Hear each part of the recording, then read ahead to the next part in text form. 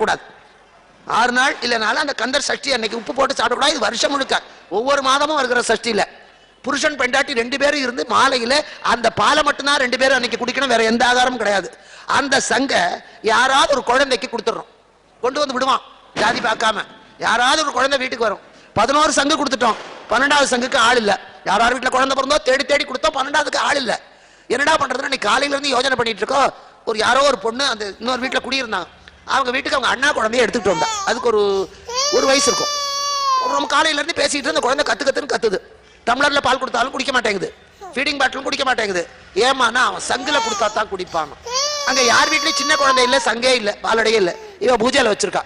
அந்த 12வது சங்க யாருக்கு கொடுக்கறத நாங்க தவிச்சுக்கிட்டு இருந்த போது முன்ன பின்ன தெரியாத யாரோ ஒரு குழந்தைய அனுப்பி அது சங்க தவிர குடிக்காதுன்னு வச்சு இந்த சங்க எடுத்து கொடுத்தோம். அது குடிச்சிட்டு கொண்டு போச்சு. அதுல அவளுக்கு 90 நாள் தாங்காத கருப்பையில ஆணொன்னு பெண்ணொன்னு அடைச்சு ரெட்டை